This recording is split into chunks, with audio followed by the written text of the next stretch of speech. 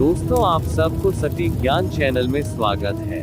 आज हम किसी भी इंसान की मदद या सेवा कैसे कर सकते हैं, इस पर एक सुंदर और प्रेरणादायक कहानी सुनते हैं। आइए कहानी में चलते हैं।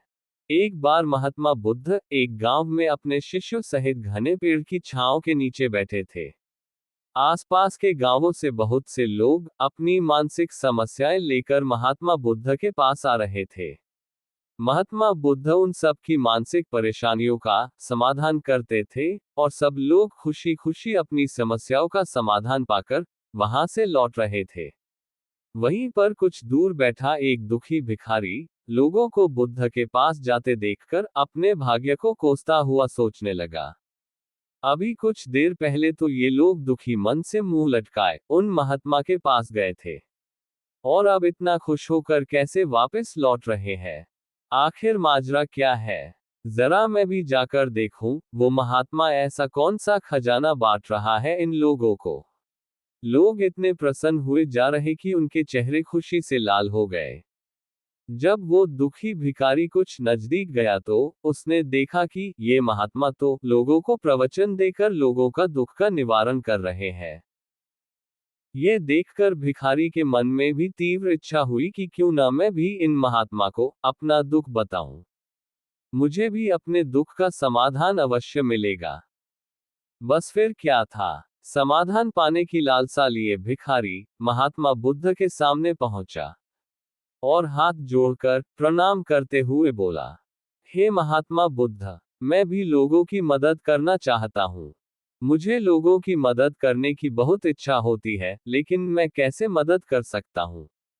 मैं बहुत गरीब हूँ। मेरे पास न तो पैसे हैं और न ही कोई ऐसी चीज जिससे मैं किसी की मदद कर सकूं। मैं कोशिश करने पर भी किसी की मदद नहीं कर सकता। मुझे भगवान ने इतना गरीब क्यों बनाया? हे महात्मा, मुझ पर कुछ कृपा करो। इतना बोलते हुए भिखारी रोने लगा। महात्मा बुद्ध बोले, तुम बहुत अज्ञानी हो, क्योंकि तुम अभी तक इसी भ्रम में जी रहे हो, तुम्हारे पास कुछ नहीं है, जबकि दूसरों को कुछ देने के लिए तुम्हारे पास बहुत कुछ है। तुम बिना धन और वस्तु के भी दूसरों की मदद कर सकते हो। तुम्हारे पास जुबान है, जिससे तुम मीठे शब्द बोलकर किसी के दुखी चेहरे पर मुस्कान ला सकते हो। इन्हीं शब्दों की ताकत से तुम किसी के भी टूटते हौसलों को फिर से मजबूत कर सकते हो। इन शब्दों की शक्ति से तुम किसी के भी मन में सकारात्मक विचारधारा के बीज बो सकते हो और उससे गलत रास्ते पर जाने से रोक सकते हो। तुम्हारे दो हाथों से तुम किसी कमजोर या लाचार व्यक्ति की सहायता कर सकते हो। तुम्हारे दो आंखें किसी अंधे को रास्ता दिखा सकता है। तुम किसी के लिए प्रार्थना कर सकते हो। ये हो सकता है कि तुम्हारे प्रार्थना से किसी का बुरा समय फिर से अच्छा हो जाए। तुम किसी के अच्छे स्वास्थ्य की कामना कर सकते हो, लेकिन अज्ञानतावश तुम अब तक इस बात को समझ नहीं पाए और इस भ्रम में अब तक जीते रहे कि तुम्हारे पास मदद करने के लिए कुछ नहीं है।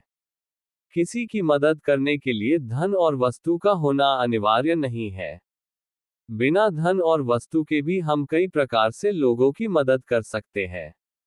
महात्मा बुद्ध के ज्ञान से भरे ये सुंदर शब्द सुनकर भिखारी के चेहरे पर मुस्कान आ गई और वह खुशी से झूमता हुआ वहां से चला गया।